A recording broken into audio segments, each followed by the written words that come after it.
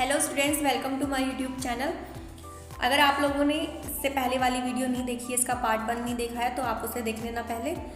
यहाँ इस वाली वीडियो में हम लोग पढ़ेंगे प्लो, हो और कल्टीवेटर के बारे में, और उससे आगे भी पढ़ेंगे।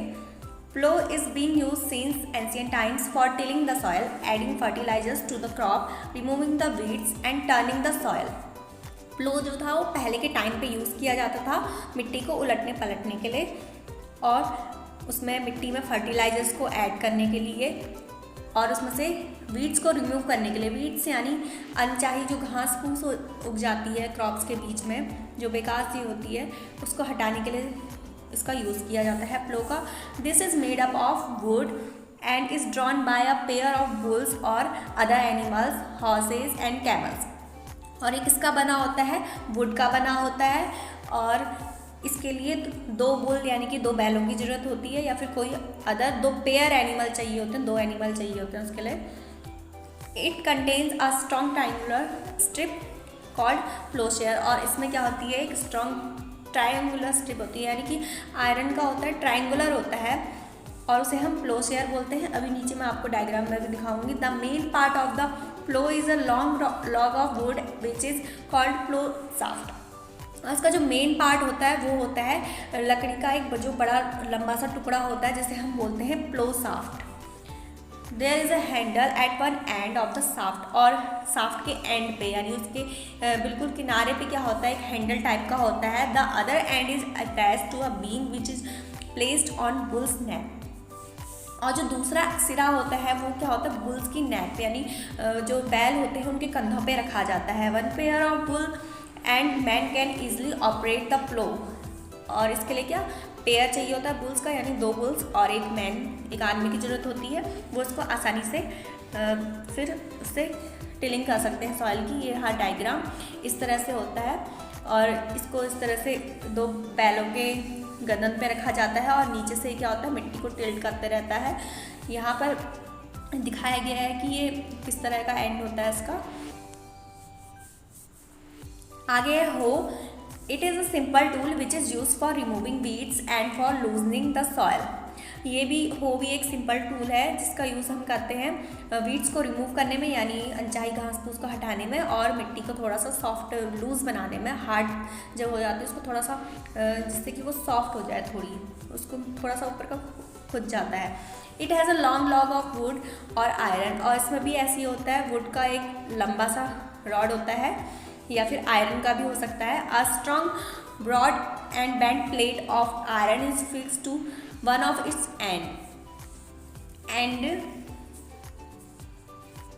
And works like a blade. It is pulled by animals, और ये एक ब्लेड की तरह काम करती है, और इसको भी एनिमल ही पुल करते हैं। और ये डायग्राम आप देख सकते हैं इस तरह की होती है। आगे है cultivator. Now a days ploughing is done by tractor driver cultivator. The use of cultivator saves labour and time. आजकल क्या है, कल्टीवेटर से किया जाता है ये सब, जो हम पहले के टाइम पे हो और प्लो से करते थे वो आजकल कल्टीवेटर से होता है। और इससे क्या होता है, टाइम भी सेव होता है और लेबर भी बचती है, इतनी ज़्यादा मेहनत भी नहीं होती है, इसको एक ट्रैक्टर ड्राइवर कर देता है ये सब। आगे है सोइंग, यानी कि बीज बोना।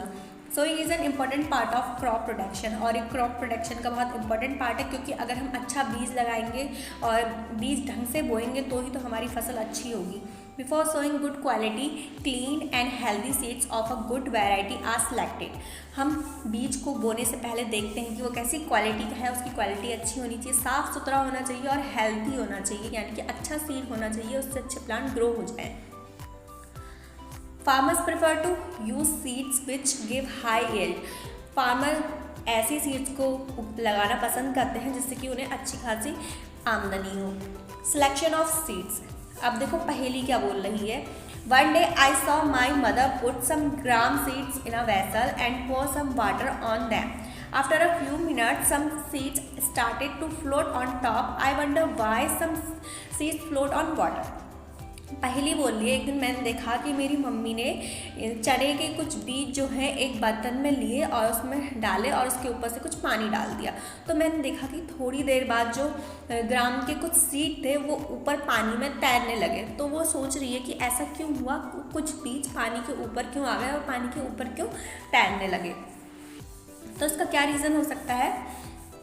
यहाँ पे आप लोगों को एक एक्टिविटी करने को बोलिए। आप लोग इसका take a beaker and fill half of it with water, put a handful of wheat seed and stir well wait for some time। आप लोगों को एक बीकर लेना है, उसको आधा पानी से भरना है, यानी कोई भी बर्तन ले सकते हैं, उसमें पानी डालिए और फिर उसमें कुछ व्हीट के सीड ले लीजिए, धान के बीज, और उसको अच्छे से पानी में हिला लीजिए और फिर कुछ टाइम के लिए इंतज़ार कीजिए। कुछ टाइम बाद आप लोग क्या देखोगे, are there seeds which float on water. आपसे क्वेश्चन पूछा जा रहा है कि आपने ऐसी कोई सीड देखी कुछ टाइम बाद जो ऊपर पानी में तैर रही हो।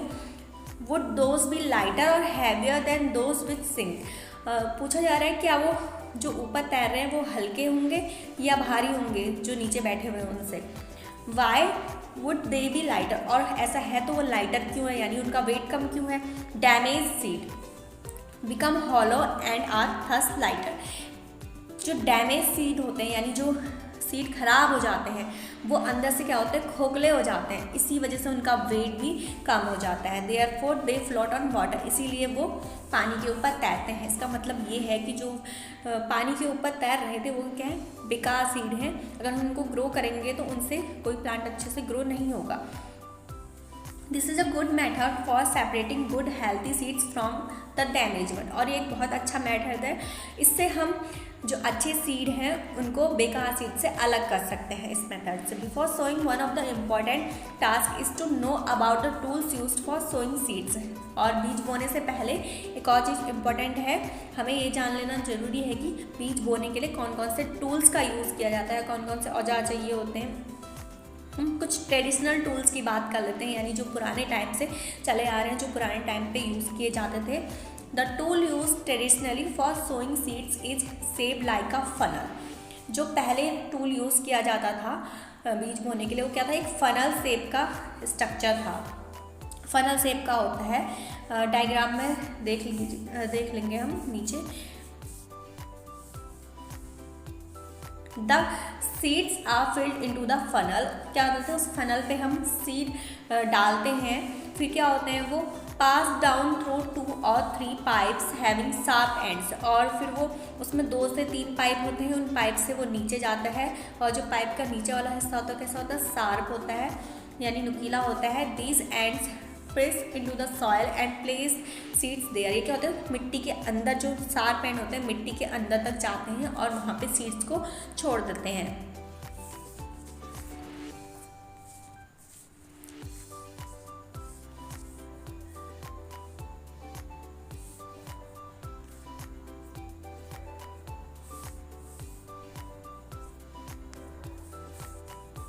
लेकिन आज के टाइम पे क्या है, आज के टाइम पे सीड ड्रिल का यूज़ किया जाता है बीज को बोने के लिए। ये तो हमने पढ़ा, ट्रेडिशनल मेथड पढ़ा था हमने, एक फनल शेप स्ट्रक्चर होता है वो।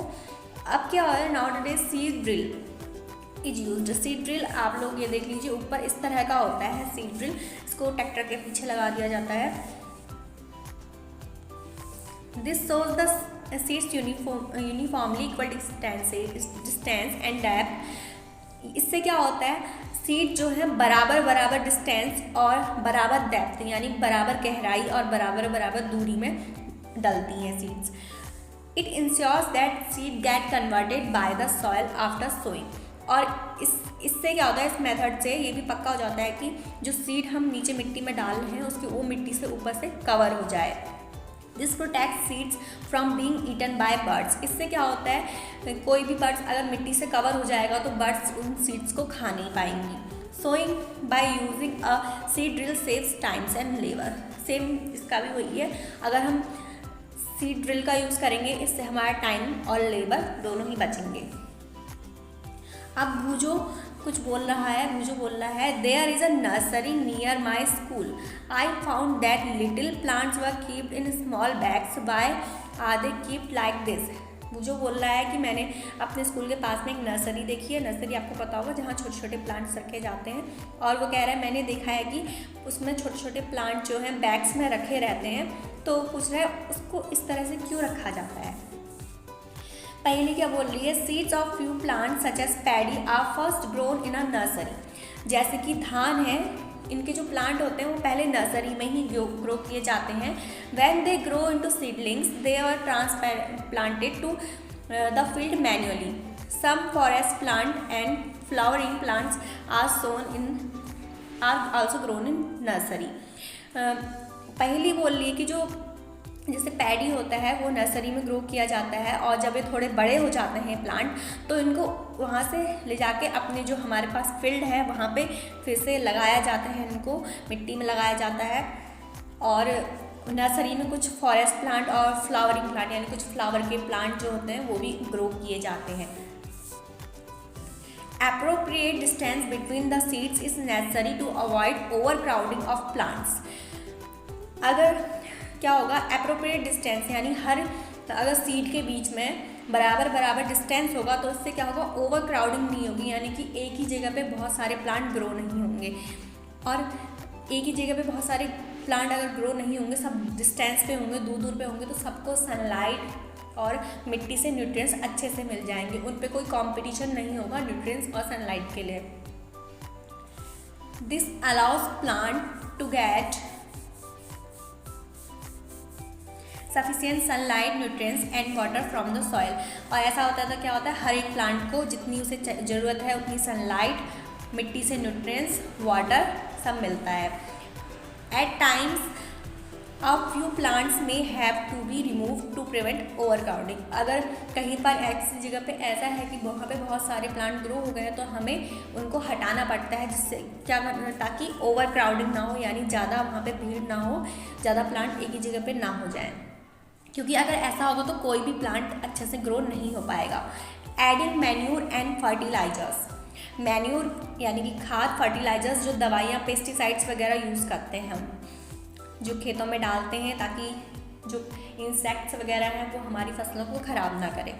The substances which are added to the soil in the form of nutrients for the healthy growth of plants are called manure and fertilisers. और इनका यूज़ हम क्यों करते हैं, अगर कोई पूछे मैन्यूर और फर्टिलाइजर्स क्या है तो उनकी डेफिनेशन भी आप ऐसे ही लिख के आओगे कि ऐसे सब्सटेंस जो सॉइल में ऐड किए जाते हैं ताकि सॉइल को न्यूट्रिएंट्स मिले और प्लांट की अच्छी सी ग्रोथ हो सके।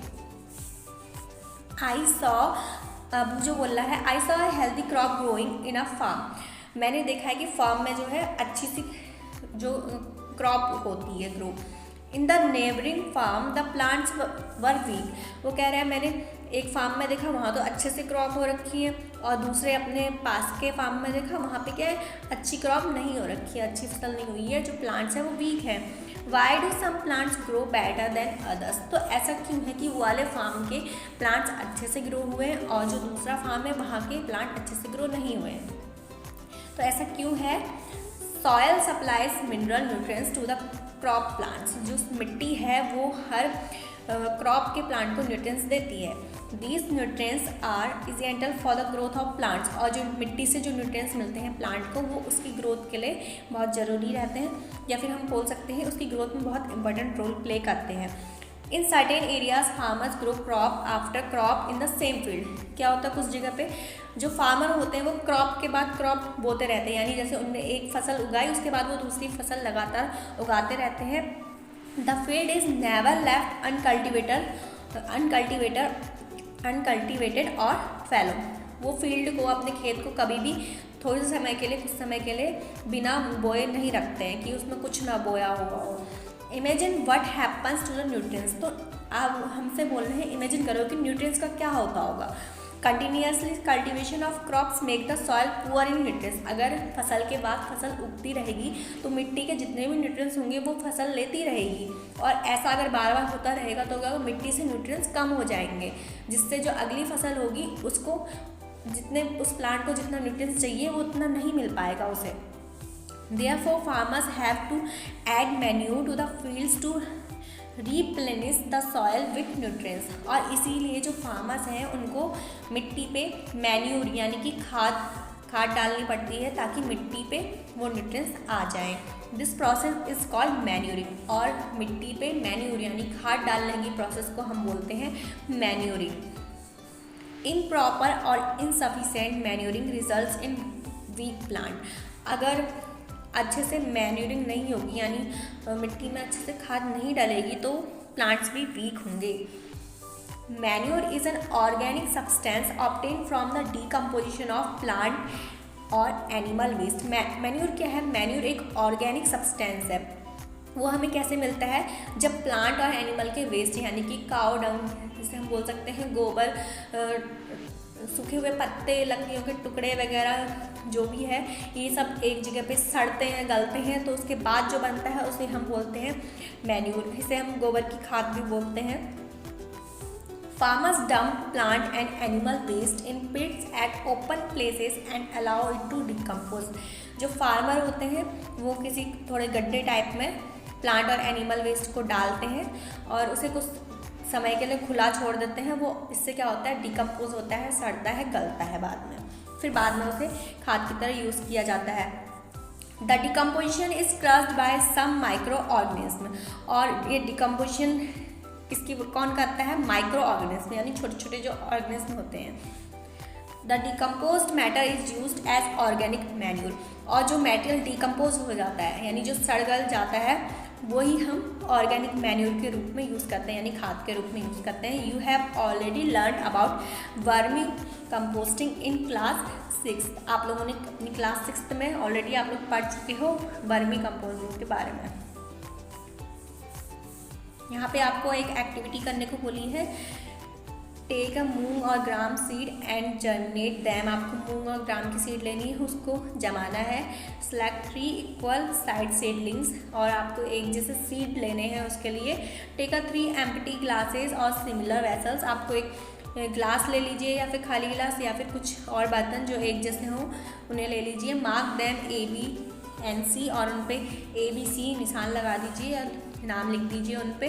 To glass A add little amount of soil mixed with little cow dung manure. और जो ग्लास A है उसमें आप थोड़ी सी मिट्टी डालिए और काउ डंग यानी कि खाद, गाय का गोबर वाली जो खाद है उसको डालिए।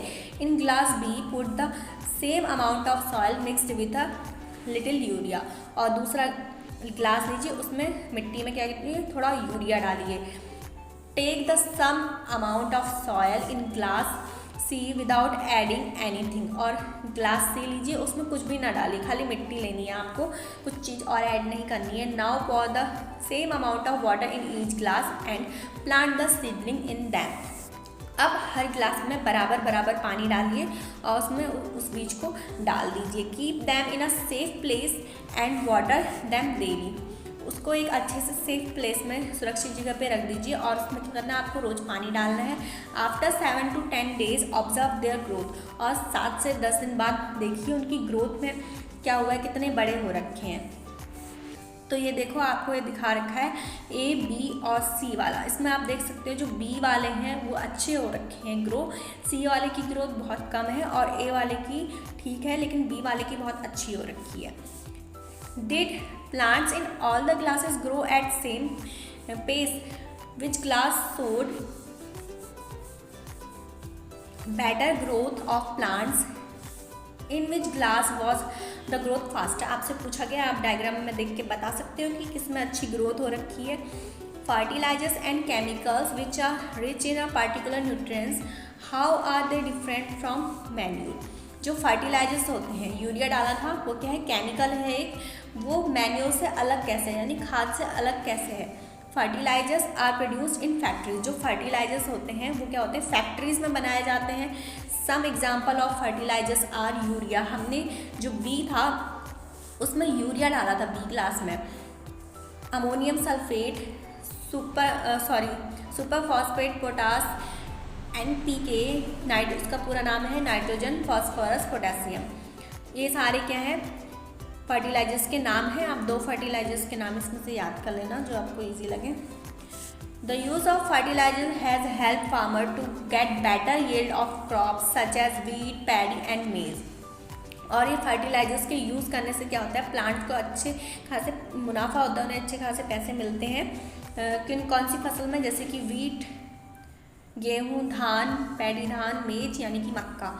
But excessive use of fertilisers has made the soil less fertile. लेकिन अगर हम बार बार फर्टिलाइजर्स यानी जो केमिकल्स हैं इनका यूज़ करते रहेंगे तो इससे हमारी सॉयल की फर्टिलिटी कम होती जाएगी।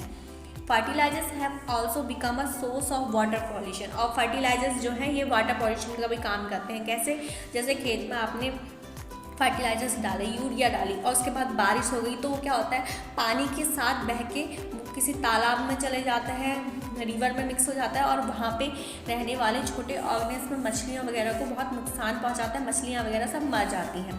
Therefore, in order to maintain the fertility of soil, we have to substitute fertilizers with organic manure or leave the field uncultivated fallow in between two crops. अभी हमने देखा कि जो एक्टिविटी की उससे हमें ये पता चला कि जो फर्टिलाइजर्स हैं उन्हें अगर हम डालेंगे तो उससे अच्छी क्रॉप जो होती है ग्रो हो जाती है। लेकिन क्या होता है, इससे अगर हम इसको लगातार डालते रहेंगे तो हमारे सॉइल की फर्टिलिटी भी कम होती रहेगी। और इससे अच्छा है कि हम केमिकल फर्टिलाइजर्स डालने से अच्छा है कि हम मैन्योर डालें यानी कि खाद डालें। फर्टिलाइजर्स की जगह हम खाद का यूज़ करें। और बहुत अच्छा होगा अगर हम 2 फसल उगाने के बाद अपनी ज़मीन को, अपने फार्म को, अपने लैंड को कुछ समय के लिए ऐसे ही छोड़ दें खाली, उसमें कुछ ना बोएं, ताकि मिट्टी अपनी फर्टिलिटी, अपने न्यूट्रिएंट्स को दोबारा से रीगेन कर सके। The use of manure improve soil texture as well as its water retaining capacity. और अगर हम उसमें अपनी जो मिट्टी है उसमें मैन्यूर डालते हैं, खाद डालते हैं, तो उससे क्या होता है, सॉइल के टेक्सचर में फ़र्क आता है। जो मिट्टी है उसकी वाटर को गेन करने की यानी पानी को सोखने की शक्ति अच्छी हो जाती है, वो पानी को अच्छे से एब्जॉर्व करती है। It replenishes the soil with nutrients. और क्या होता है, ये मिट्टी को न्यूट्रिएंट्स भी देता है manure. Another method of replenishing the soil with nutrients is through crop rotation। और एक दूसरा मेथड भी है जिससे हम अपनी मिट्टी की फर्टिलिटी को लूज़ होने से बचा सकते हैं, वो है क्रॉप रोटेशन। अब क्रॉप रोटेशन क्या है इसके बारे में पढ़ेंगे हम।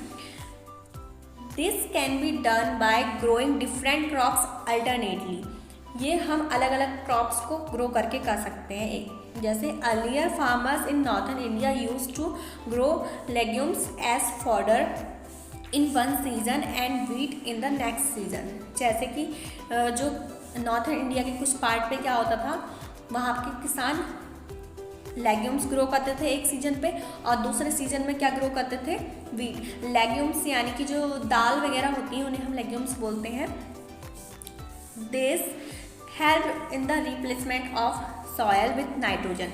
जो दालें होती हैं वो उनसे क्या होता है, मिट्टी को ग्रो करते हैं तो उनसे मिट्टी को न्यूट्रिएंट्स मिलते हैं, नाइट्रोजन मिलता है और इससे मिट्टी में नाइट्रोजन आ जाता है। Farmers are being encourage to adopt this practice. और फार्मर को ये ऐसे ही इस मेथड को यूज़ करने के लिए प्रोत्साहित भी किया जाता है। In the previous classes you have learn about rhizobium bacteria. आप लोगों ने अपने पहले वाली क्लासेस में राइजोबियम बैक्टीरिया तो पढ़ ही रखा है। क्या होता है, these are present in the nodules of roots of leguminous plant. ये क्या होता है, प्लांट्स की जड़ों में पाया जाता है। जो लेग्यूमिनियस प्लांट होते हैं यानी जो दाल वाले प्लांट होते हैं, जो मोस्टली दालें आती हैं लेग्यूम्स में, तो उनमें ये पाया जाता है। दे फिक्स एटमॉस्फेरिक नाइट्रोजन। ये क्या होते हैं, नाइट्रोजन को फिक्स करते हैं। यहाँ पे फर्टिलाइजर और मैन्यूर के बीच में डिफरेंस लिखा हुआ है। फर्टिलाइजर्स क्या है, fertilisers man made inorganic salt है, यानी ये ऑर्गेनिक नहीं है, इनऑर्गेनिक है और इन्हें कौन बनाता है, मैन बनाता है। जबकि मैन्यूर क्या है, मैन्यूर नेचुरल सब्सटेंस है जो हमें कैटल डंग और प्लांट्स के डिकम्पोजिशन से मिलता है। Fertilisers is prepared in factories. Fertilisers को फैक्ट्रीज में बनाया जाता है, जबकि manure can be prepared in the fields. Manure को हम अपने खेतों में, फील्ड्स में, खुली जगह पे बना सकते हैं। Fertilisers does not provide any humus to the soil. Fertilisers से कोई मिट्टी को ह्यूमस नहीं देते हैं जिससे कि मिट्टी की फर्टिलिटी बनी रहे। और जो मैन्यूर हम अगर मिट्टी में डालते हैं तो वो मिट्टी को बहुत सारा ह्यूमस देते हैं। Fertilisers are very rich in plant nutrients like nitrogen, phosphorus and potassium. जो फर्टिलाइजर्स होते हैं उनमें नाइट्रोजन भी होता है, फॉस्फोरस भी और पोटेशियम भी। जो मैन्योर होता है वो इनसे कम उस पर न्यूट्रिएंट्स होते हैं, लेकिन एज़ कम्पेयर टू फर्टिलाइजर्स, अगर हम फर्टिलाइजर से उनका कंपैरिजन करें तो फर्टिलाइजर के कंपैरिजन में कम होता है उनमें nutrients. Table 1.1 gives differences between a fertilisers and manure. तो इस टेबल से हमें इनमें डिफरेंस तो पता चल गया कि फर्टिलाइजर और मैन्योर में क्या डिफरेंस है। अब है एडवांटेजेस ऑफ मैन्योर, यानी कि मैन्योर के फ़ायदे क्या हैं। The organic manure is considered better than fertilisers, this is because हम मैन्योर यानी जो ऑर्गेनिक खाद है उसको फर्टिलाइजर से अच्छा क्यों बताते हैं। It enhances the water holding capacity of soil, ये मिट्टी की पानी को सोखने की क्षमता को बढ़ाता है। It makes soil porous due to which exchange of gases become easily, इससे मिट्टी जो होती है थोड़ी सी सॉफ्ट होती है जिससे कि गैस का एक्सचेंज अच्छे से कर पाते हैं plants. It increases the number of friendly microbes, और अगर हम मैन्योर डालेंगे अपनी मिट्टी में तो उससे क्या होगा, बहुत सारे छोटे छोटे माइक्रो ऑर्गेनिज्म जैसे केंचुए और भी बहुत सारे होते हैं वो मिट्टी में पनपेंगे। It improves the texture of soil, और इससे सॉइल का टेक्सचर भी इम्प्रूव होगा। तो आज की इस वीडियो में बस इतना ही। इरिगेशन से हम अगली वीडियो में पढ़ेंगे। Thanks for watching.